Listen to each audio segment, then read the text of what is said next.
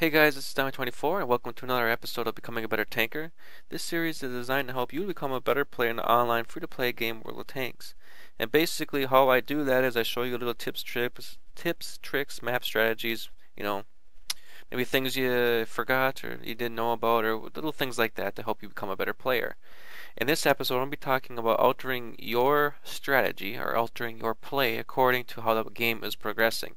Now, I have a previous episode about altering uh, your play according to where you are on the map. That's more of a tactical decision. This is more meta, more altering how you play the game according to how the game is progressing. And basically, um, I think that the easiest way to conceptualize this is to think of strategy and think of your play or the way you play like water. Now, if you have water in a glass and you spill water out on a table, the water is going to go in every which way direction, right? But say you put your hand up on one side and the water hits against your hand and then it's going to bounce off in the opposite direction. It's kind of the same concept that goes into this. You have to adapt your play style according to what the enemy is doing. You can't just, you can't just do the same thing no matter what, because you have to realize your enemy is going to adapt their play according to what your team is doing. For example, if looking down here on the map, if everybody goes to the north, and this map is Live Oaks, standard battle in Live Oaks. If everybody goes to the north and the south is wide open, and say they find out that the south is wide open, what are they going to do? Everybody that's in the north is going to go south, right? It's a simple way to put it. It's changing your strategy according to what your enemy's doing. And that's what I'm going to show you how to do that in this game. Now, you're also going to see the tactic of an encirclement, basically an encirclement, pulled off in this game too. I've talked about the encirclement maneuver in a few different episodes of this series, and while I've always said it's primarily for clans to do it, because you need to have a lot of communication, a lot of teamwork and everything, this is one of the rare occasions that you pull it off in a pub game. As you can see, I'm all by myself on here. I'm not in any platoon or anything. But through communication and everything, you can see it occur. And I'll show you why it's such a deadly maneuver.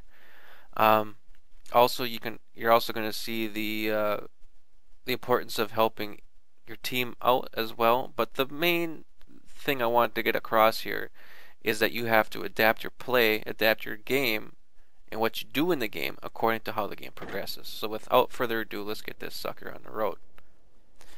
Now, time to roll out. The reason why this is such a good map for the encirclement is because of this large city up in the north here. Whoops, wrong button.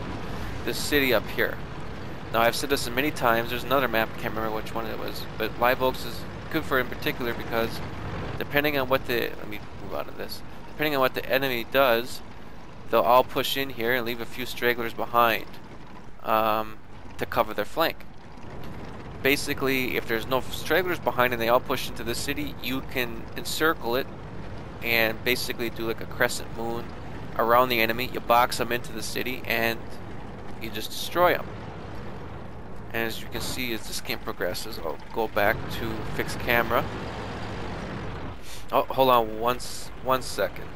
Sorry about that, guys, and I accidentally pushed a button, so it's not exactly in the same spot that it was, but such is life.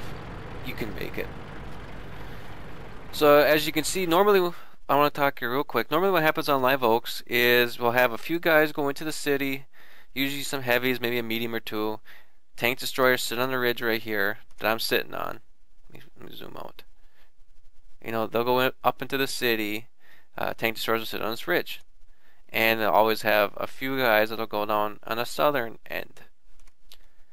It's the same thing as normal, right? You can see the same old thing. So let's speed it up, or let's progress. First enemy, you can see him. T-44, medium tank. And here I'm just screwing around in the chat, talking. So it's your typical Live Oak setup. Nothing out of the ordinary. Now there's the first. You can start seeing people are popping up, getting spotted. You can see they have a heavy presence of their heavy tanks in the city. And all we saw on the side was one T-44, one medium. So I'm looking to take a shot here.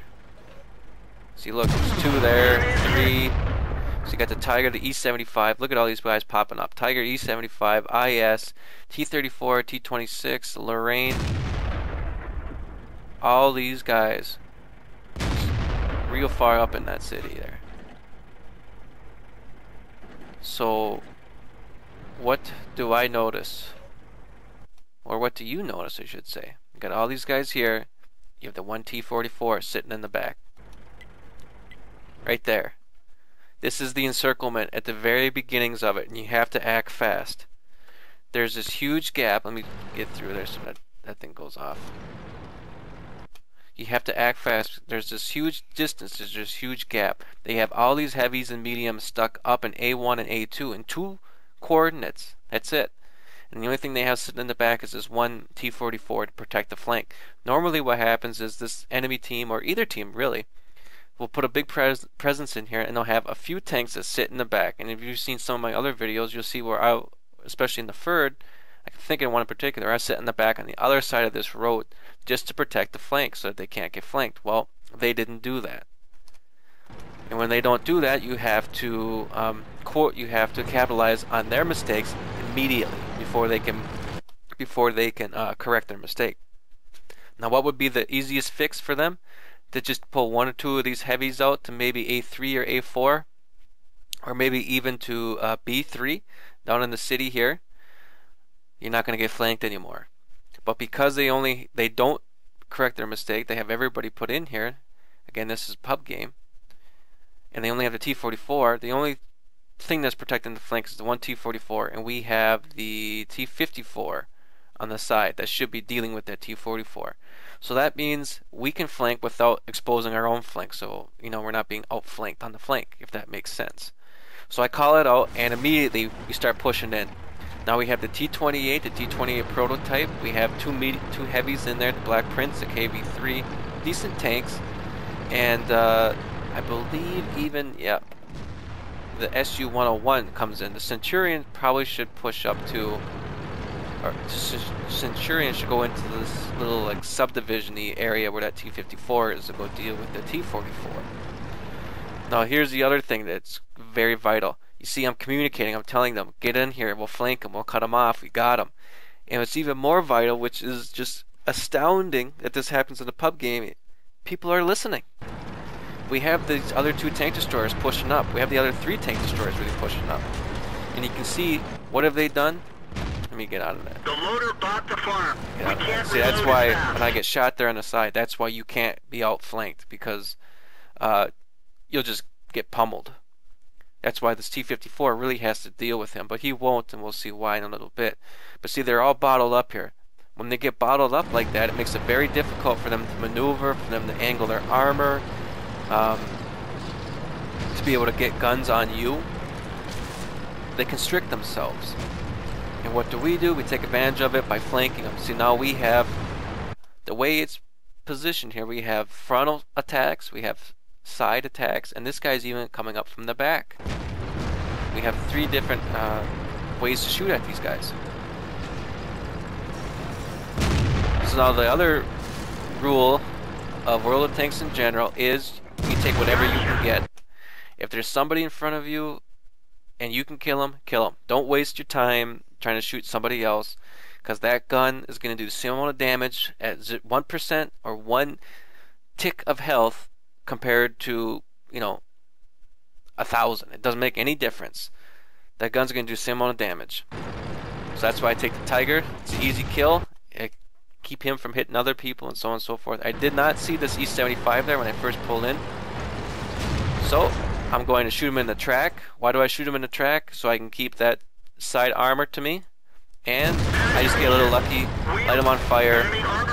Now we got their biggest and baddest tank, their E-75, out of the game, which to me is the E-75, might be the M103, depending on what you believe. But E-75 is out, we got the Tiger out. Look at that entire presence, we just dominated them. We were behind, and now we caught up 6-6, evened up. But it doesn't end there. Now I'm still trying to communicate to the rest of my guys. Seeing this T-34 is trying to get out. Can't let him escape the encirclement. That guy takes a quick shot, misses. And see, I run into the building here trying to communicate with the team. Cut him off. See, don't go to where he is, go to where he's going to be. It's the same concept in football if you play football. Or watch it. You don't run to where the... If you're on defense, you don't run to where the running back or the wide receiver is right now. You run to where he's going to be. Take an angle.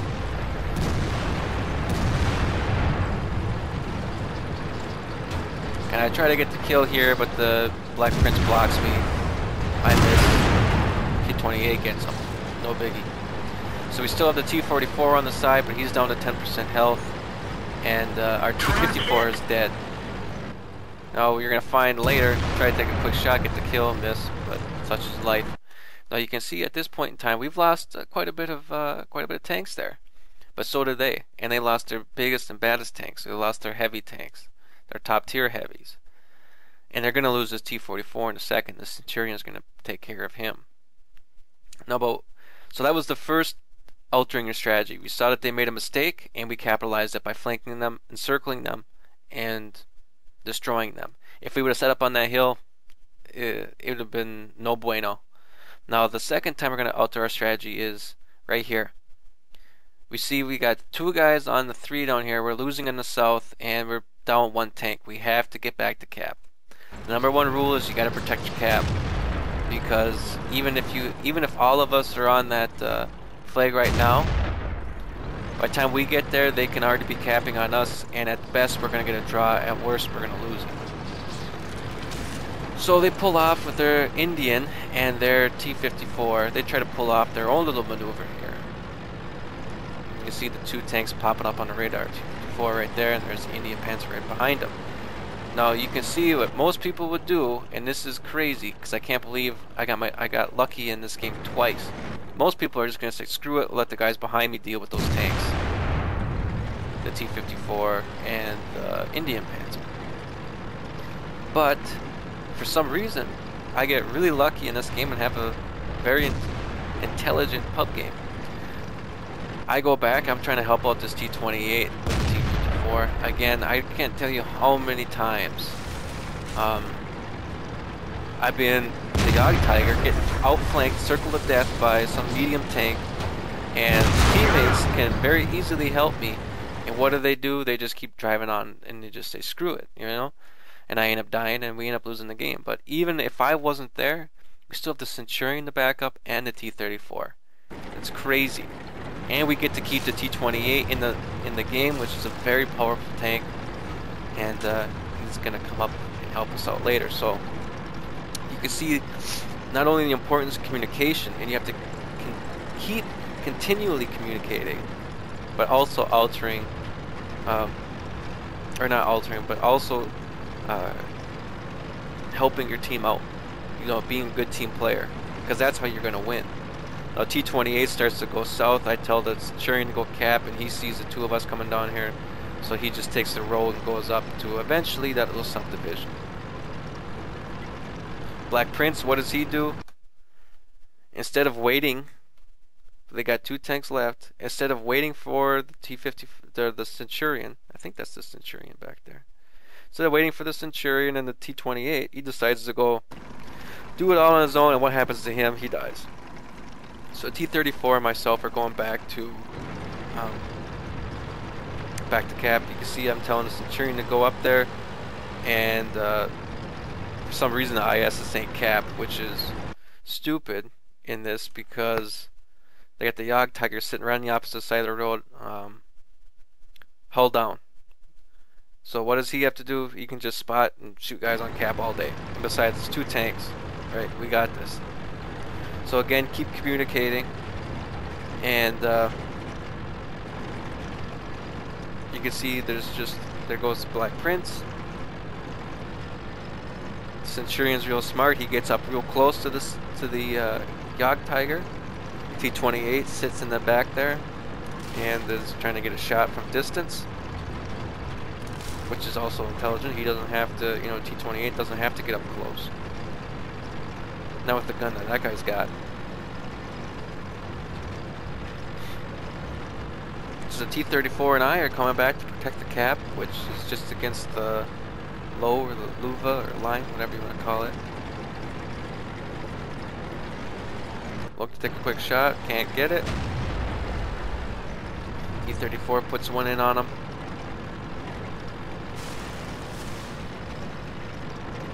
So I'm coming up behind. This is the pincer movement. Pincers can be done with 2 tanks. Typically they're done with, you know, the whole team, but it can be done with 2 tanks very easily. Pincer this guy. Force him to come out. Force him to divert his attentions where he can't shoot both of us or angle his armor against both of us. Get a nice shot in him, and I'm going to get the ram kill in a second. There. Enemy vehicle destroyed. So now it's Centurion, the T-28 versus that Jagdtiger 88.